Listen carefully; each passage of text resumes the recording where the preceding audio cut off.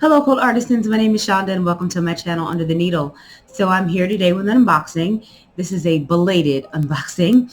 Um, this is the Open Gate quilt subscription curated by Monique Jacobs over at Open Gate Quilts. I love the subscription box. Um, Generally, the way this works is we get a larger project, a smaller project, and then either like a pattern, notion, or like bonus fat quarter or something like that to round out the box. There's usually some thread in there. It's usually very cohesive. This is, I feel like, one of the best put together subscription boxes that I've been a part of.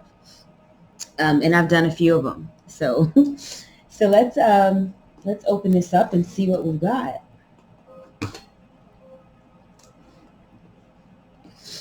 Now, this puppy came on the 6th. It came on Tuesday the 6th, and I left on Tuesday the 6th. So when this came in the mail, I was already on the road to Tennessee, and I was quite disappointed because I wanted to be able to unbox this before I left, but it didn't work out that way. Also, when I was going back and I was watching the video of the winners that I made yesterday, I forgot to tell about the bear. So, mountains have bears, at least in North Carolina they do.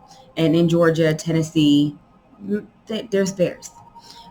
Generally black bears, which are nowhere near as vicious as brown bears and grizzly bears and white bears. So the black bears tend to be the least aggressive, but it's still a bear.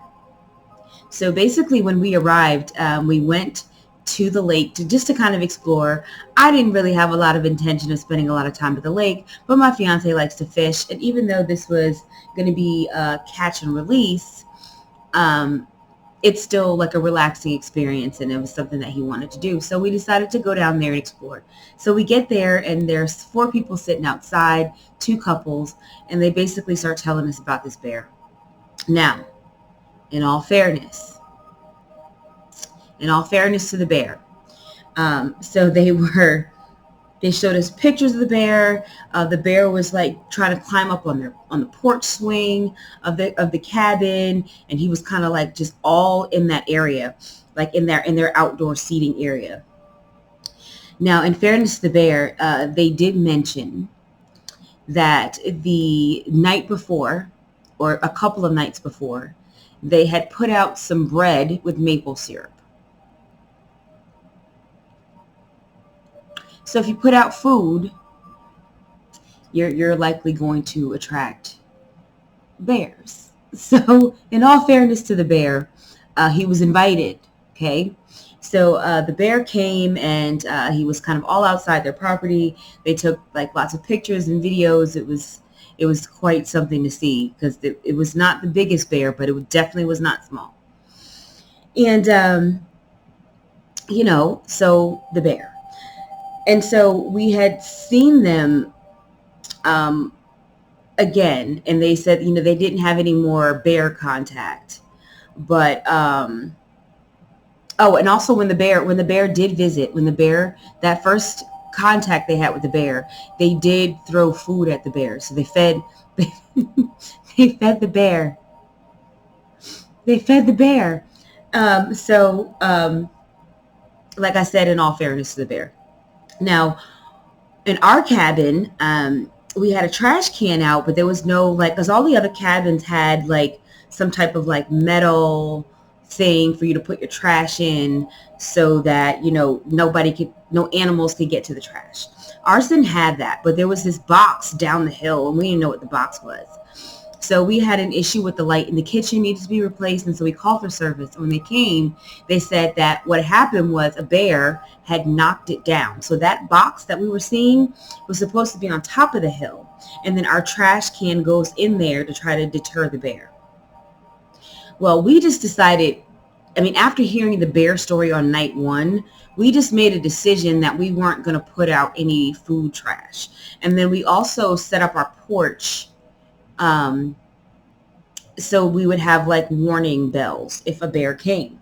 Now, our porch was not open. So our neighboring cabin down the hill, their porch was like just completely open to the lake. So it's like, here's their cabin. I'm not going to demonstrate this well, but it's like, here's the cabin, like, here's the cabin, and then here's the porch, and then here's the lake. It's just all open. There's no railing. There's just open. Ours is a little bit different. Ours was kind of a wraparound porch. So for a bear to come, they would have to start from like the back of the cabin, come down the porch, and then turn the corner, and then come down the rest of the porch to get to where we were. But there was a light there. There was a motion light. So basically, if anything came up that pathway, it would trigger the light, and we would automatically know that something was coming. And then also we had a couple of like Adirondack chairs, like massive ones, and we put those kind of like blocking that in the L. So right at that 90-degree angle of that wraparound porch, we put those 2 chairs there, just so if anything was coming, it would at least slow it down. Now, we did not have anything trigger that light, but we did find our trash bin again down the hill. So we know that a bear did come, and it did push that trash can down the hill. We didn't have very much trash in there, but there was a little bit. It was mostly beer and White Claw cans, but I think there might have been like a little bit of something in there. But that was really all we threw away the entire time, because when we had them come to fix the light, they saw our trash by the door inside, and they kind of figured that we didn't want to put the trash out. So they went ahead and took that for us. But we did see, so we didn't personally see the bear, but we know that the bear did visit the outside of our cabin. So I thought I had opened it all the way, but then I forgot that Monique makes sure these puppies are super sealed. And so she tapes the sides as well, not just the front, just to make sure. Okay.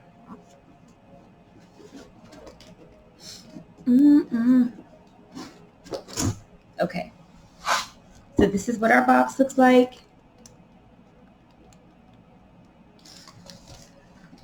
And let's see what we have.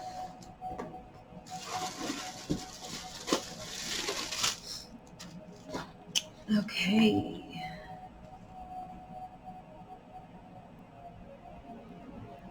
Okay.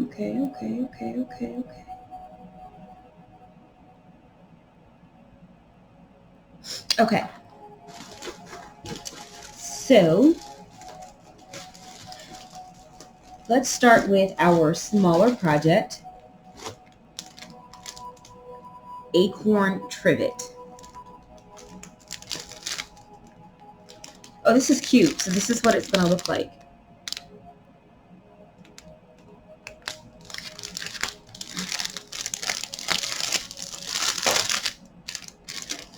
Now, one of the things I do appreciate this box is that you get everything that you need to make the project, right? So if you need fusible, you get fusible. If you need interfacing, you get some interfacing. If you need a zipper, you need a zipper. You get a zipper. If you need hardware, you get hardware. I do just really appreciate that. The only, like for the small project, you generally have everything. For the larger project, you may just need your, of course, backing and batting. And I don't think there's any reasonable expectation for your batting and backing to be in there. So we have a template. So this is going to be a circle trivet. It does appear that it's going to be a decent size, because that's an 8-inch circle. So we have a 2.5 by 8-inch piece of black for the acorn top. We have a 5 by 21-inch piece of orange for the background. We have a full quarter yard of black print for the acorn backing and binding. We have a 9-inch square of Insul Bright, of course, because she's going to give you everything. She's going to give you everything. And then you have a 9-inch square of batting, which is also in here. So I know for that small project, Whatever you need to make it is in there. And generally the thread coordinates as well. And of course it will. So this thread really matches the larger project, but it also matches our smaller project as well. Yep, so we have all of our instructions. This looks like it pieces together pretty easily. The binding is already cut, which is oh god, wait, no, it's not. I'm sorry. That would have been wishful. That's wishful thinking. Okay, wait, okay. Yeah, you have to cut the binding. No, it says enough 2 1/4. Okay, yes. Yeah, so you have to cut the binding, and she shows you how to cut the bias binding because it is a circle. So you're going to want to do bias binding. So if y'all don't know what bias binding is, generally when you make a quilt, you just cut your binding strips straight, just selvage to selvage straight. But if you are doing any type of curved edge, whether that be a scallop or if it's just a circle or if you just have rounded edges, when you cut it selvage to selvage, that fabric just doesn't have a lot of give and pull to fully be able to shape it into that circle. You need a little bit of give in that fabric. So what we do is we cut the binding strips on the bias, which just means on the diagonal. So instead of cutting your binding strips from selvage to selvage,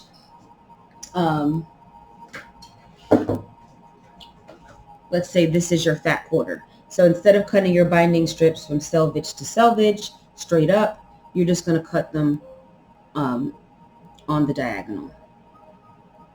And by cutting them on the diagonal, that diagonal is going to have a little bit more stretch and give. So it's going to help you get around those circles a bit better. So this is cute.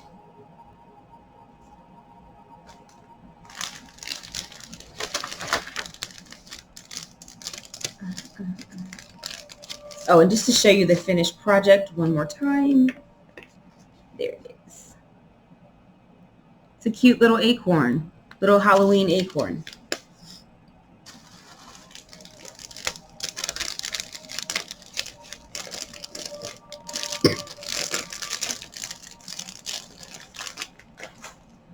Okay, and then our larger project, I like this. So this is Fall Lane. It's a 30 by 30 wall hanging. This is what it looks like. This is so unique. Look at that. I haven't seen anything like that. Hold on.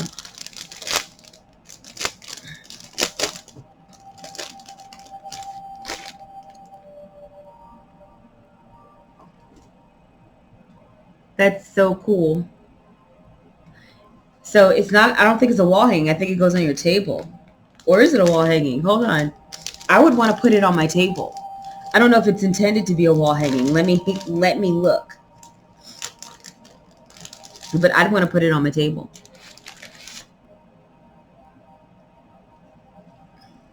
So the fabric for the top and binding is Harvest Farm by Painted Sky Studio for Benertex. The smaller project, the Acorn Trivet, that fabric is Harvest Gold by Wilmington Prints. And the background features Shadow Play by Maywood Studio. So I do like that line, Shadow Play. So she's talking about this. This is Shadow Play. It's kind of like grungy, but without the metallic elements. Solid-ish blender type. I like fabrics like that because I'm really not drawn to solids. I'm not a huge solids fan. I do want to make a postcards from Sweden quilt one day, which is all solids, but in general, other than a solid white background or black background, I really just prefer to not work with a solid. And even in backgrounds, before I knew I preferred a tone-on-tone print, I did purchase a lot of solids. So I own a lot of solids. but my preference now in my quilting is a tone on tone or a blender like this. So, but the other fabric, the main fabric, like this binding strip and this fabric here, that's from Harvest Gold by Wilmington Prince. Okay, so let's see.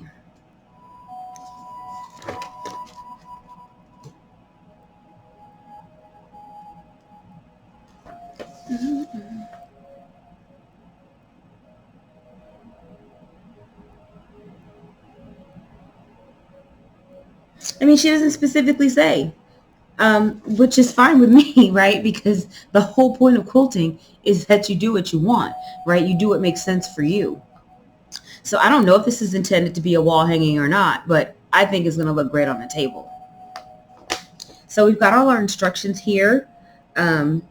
Really, really detailed instructions, really detailed cutting instructions. So we have 3 8x9 rectangles of orange fabrics for the pumpkins. We have 2 3.5 by 6.5 rectangles for the maple leaves and stems. We have a 10.5 inch square for pumpkin and maple leaves. We have a 6 by 8.5 inch rectangle for pumpkin, stem, and maple leaves. We have 2 4.5 by 10 inch rectangles for leaves.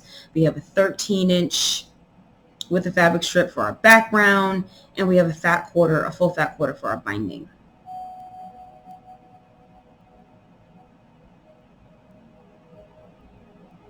Yeah, this is cute.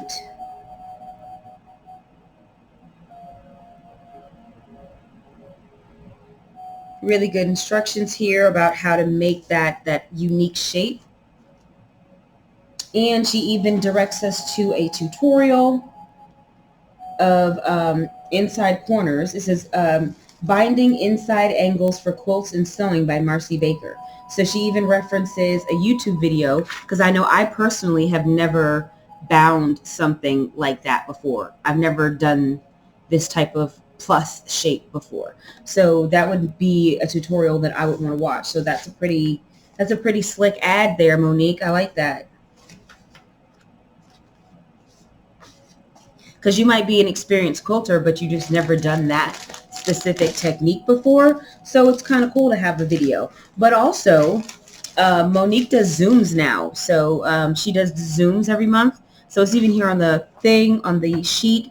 So on Wednesday, September 21st, there's going to be a class on making this larger project.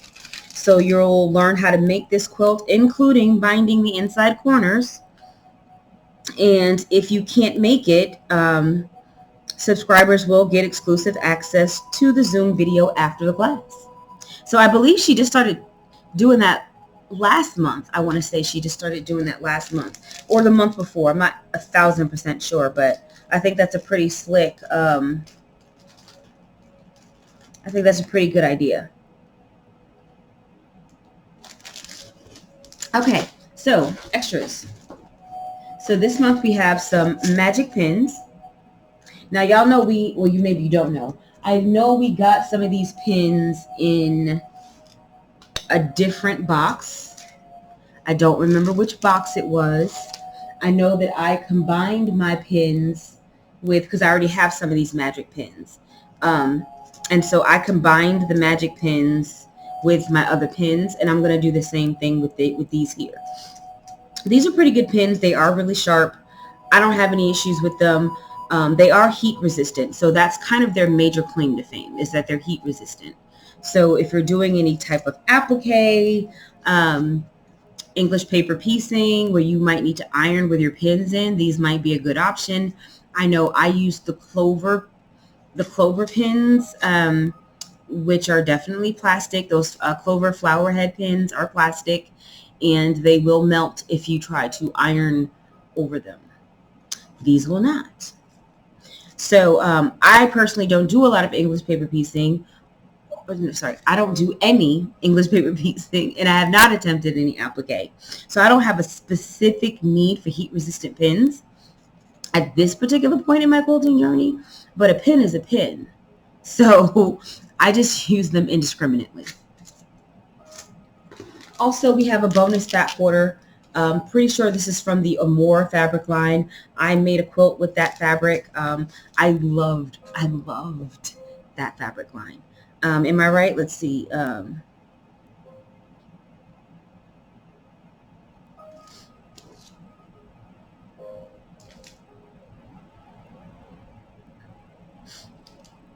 think that's what this is from.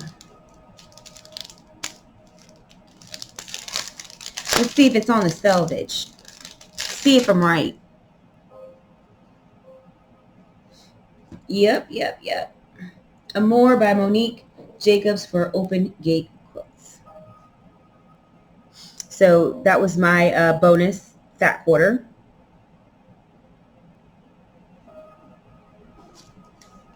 And we also have this bonus here. This is a panel from the line Fall Barn Quilts by Riley Blake.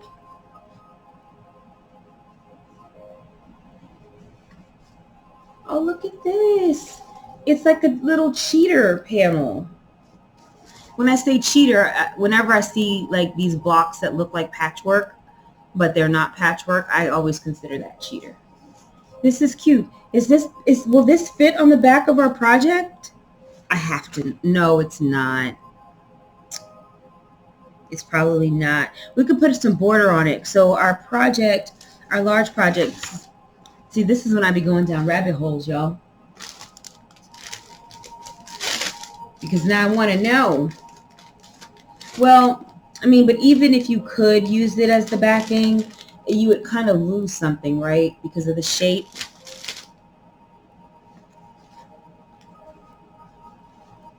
You would lose some of it. You would lose some of the magic of the panel for this particular project, I would guess. That's a cute little, I love those little blocks at the top. When I was in Tennessee, we did go to this, we saw this quilt shop. It was called like Little Dolly's Trading Post. I don't know. Little Dolly's something. And so I went in because they had like quilts hanging all up outside. And so I went in and there were some great quilts in there. I did not buy one. I was tempted to buy one, but I did not buy one. Mostly because A, I can't really justify buying a quilt when I can make my own. And B, there really wasn't a color palette that really kind of caught my fancy that was in the right price range for me. There were some good prices on some quilts. I'm not going to lie. I think there were like some king size quilts that were like $250, $300. And I almost feel like if you had asked them, they would have helped. They would have worked with you on the price. I feel like they would have. But there were some cheater quilts in there also. And it was interesting to look, because I was like, why is this only $70? Why is it only $70? And then I looked and I'm like, oh, because the patchwork isn't real. Also, as a side note, because I know I talked about in my giveaway winners video about like not caring about imperfect work.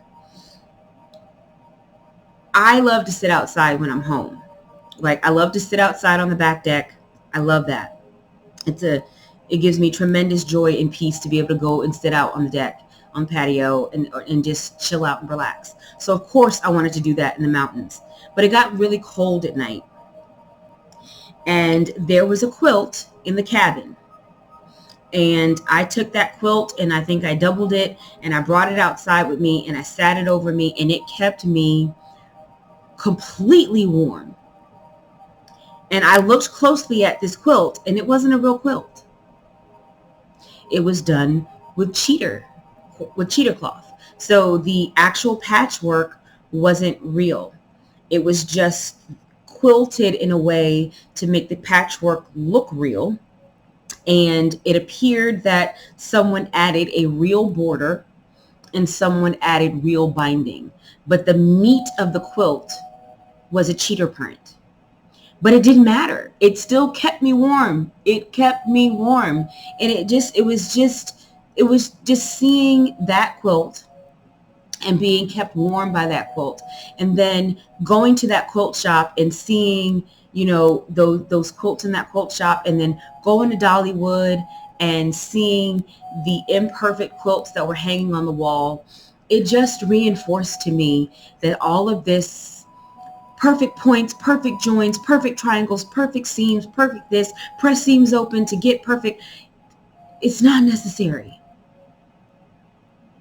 It's not necessary, because anyone who really appreciates quilts and quilting is not going to care when you give them that gift, is not going to be inspecting your quilt to see how perfect your stitches how perfect your stitches are, or how perfect your points are, and did you lose points in your flying geese, or do your flying geese have floating points because your seam allowance wasn't accurate? Nobody's going to care.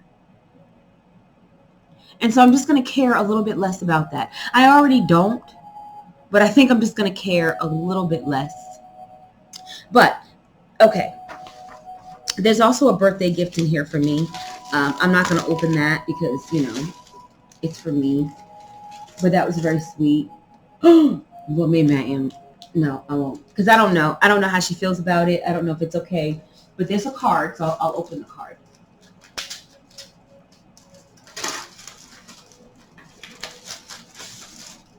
It says, happy birthday to you. Wishing you the best birthday ever. Your friend, Monique. Isn't that sweet? It's just an extra, just a little personal touch, right? It means a lot. Okay, so to recap this box, we have our larger project, the fall lane.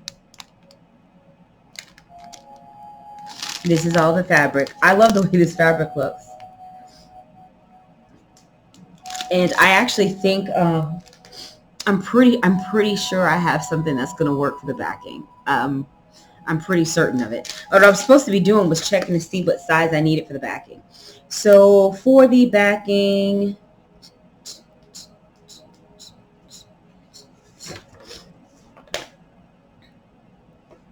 what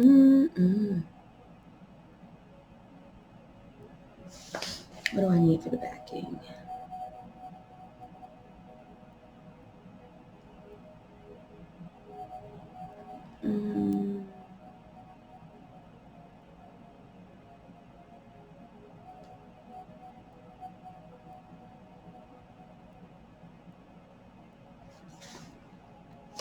Well, it doesn't specifically say, but it's 30 by 30. So I imagine you would want something 32 by 32. At minimum. You'd minimum want a 32 by 32 piece. Now, I've been doing this a minute, and I can look at the shape. So I'm probably going to do something. I don't know. But yeah.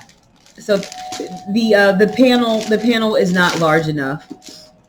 But even if it was, if you use the panel for your backing, you're going to end up cutting out some of the juicy pieces of the panel, some of the cutest pieces to me.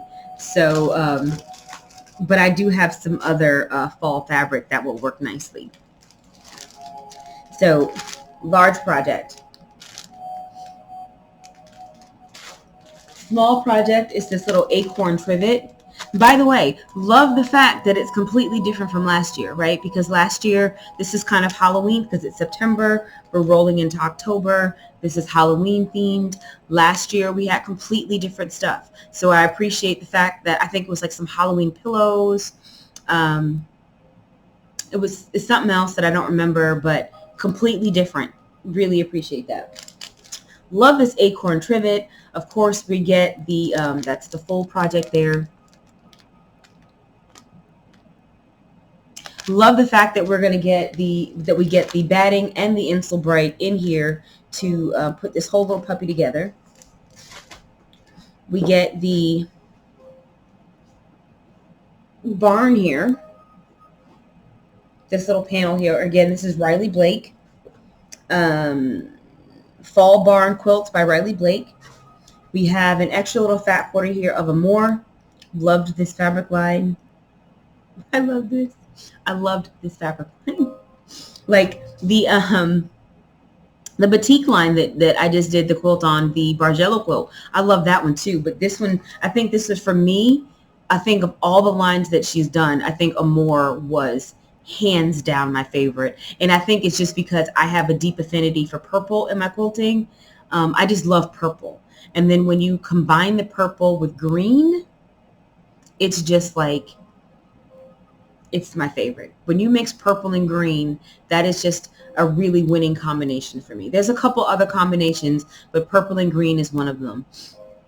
So love that addition. And then, of course, we have our pins, our magic pins, so we can try these out.